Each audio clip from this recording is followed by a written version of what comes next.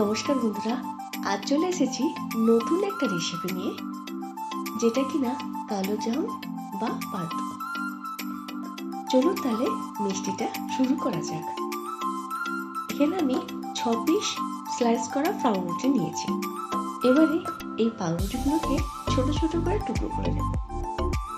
এর আগে গোবিন্দভোগ চাল দিয়ে পান্তুয়া রেসিপি আমি বানিয়েছিলাম, এটা একটা ইউটিউব চ্যানেলে দেওয়া আছে, তোমরা চাইলে দেখে নিতে পারো।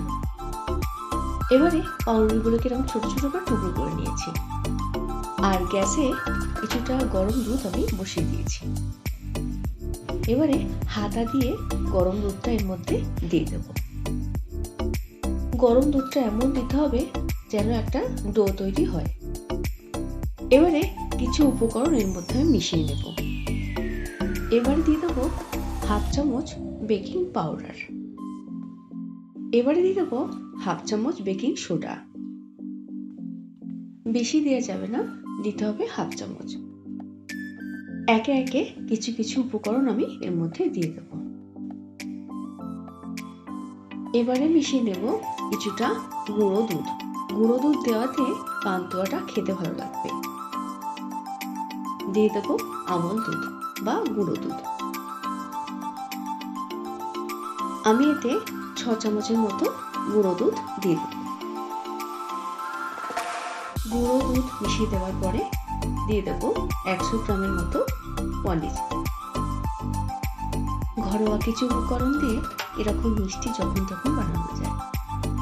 খেতে কিন্তু হুবহু দোকানের মতনই হয়।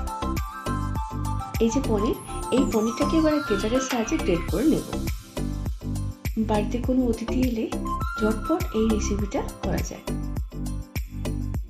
আর খেয়ে কিন্তু সবাই প্রশংসা করবে, ভাববে না যে বাড়িতে বানানো হয়েছে। এবারে সমস্ত উপকরণকে ভালো করে মেখে নেব। দেখো, এরকম ভাবে থেসে থেসে মাখতে হবে। আমার কিছুটা দুধের প্রয়োজন ছিল, সেজন্য কিছুটা দুধ আমি দিলাম। এবারে মিশিয়ে নেব 1 চামচ গাওয়া ঘি। ভালো করে সমস্ত উপকরণকে এইভাবে মেখে নিয়েছি। দেখো, এবারে একটা পাত্রে আমি চিনি সিরাপ বানাবো। গ্যাসের এক সাইডে বসিয়ে দিয়েছি। চিনিটা আমি 200 মতো দিয়েছি। এবারে কিছুটা জল দিয়ে চিনি সিরাপ বানিয়ে কতক্ষণ হোক, আর এইদিকে আমি মিষ্টিটা করে নেব। এবারে কিছুটা ঘি হাতের মধ্যে মেখে নেব। হাতের মধ্যে মেখে নিলাম এই জন্য যাতে হাতে লেগে না যায়। এবারে একটা একটা করে পান্তুয়ার আকারে করে নেব। এরকম ভাবে করে নেব। এরকম ভাবে করে নিয়েছি। খুবই সহজ এটা বানানো যায়, আর খেতে কিন্তু হুবহু দোকানের মতো। এবার একটা পরিষ্কার কড়া নিয়ে নিয়েছি, দিয়ে দিয়েছি বেশ কিছুটা সাদা তেল। তেলটা একটু গরম হোক, আর এদিকে চিনি সিরাপটা আমার তৈরি হয়ে গেছে। এবারে এই চিনি সিরাপের মধ্যে কয়েকটা এলাচ দিয়ে দেবো, যাতে করে মিষ্টির স্বাদটা আরো বাড়িয়ে দেবে।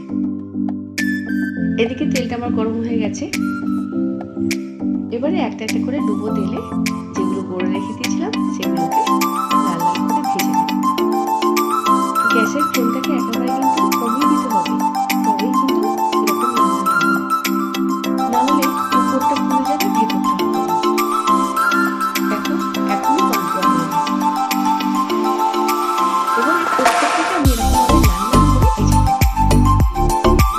একদিকে ভাজা হচ্ছে, আর একদিকে মিষ্টি রসের মধ্যে আমি এগুলোকে দিয়ে দেবো। মিষ্টির রসটা হালকা আছে ফুটিয়ে নেব। খুবই সহজ পদ্ধতিতে পান্তুয়া রেসিপিতে একবার অন্তত বাড়িতে বানাবে। আর সামনে তো পুজো চলে আসছে, সকালে হলে দুপুরের মধ্যে খাওয়া যাবে। আর যদি হোল নাইট ভেজে রসের মধ্যে, তাহলে তো কথাই নেই। এই দেখো, চিনি সিরাপের মধ্যে আমি দিয়ে দিয়েছি, এটাও ফুটিয়ে নিচ্ছি। কত সুন্দর হচ্ছে। সমস্ত মিষ্টিকে আমি রসের মধ্যে দিয়ে দিয়েছি, আর দেওয়া মাত্রই হয়ে গেছে। একটা তুলে আমি তোমাদের দেখাচ্ছি কতটা সুন্দর হয়েছে। দেখো, চামচের মধ্যে দেখো কেটে রাখলাম। দেখো কত সুন্দর ভেতরটা হয়েছে, আর খেতে অপূর্ব অপূর্ব সুন্দর। একবার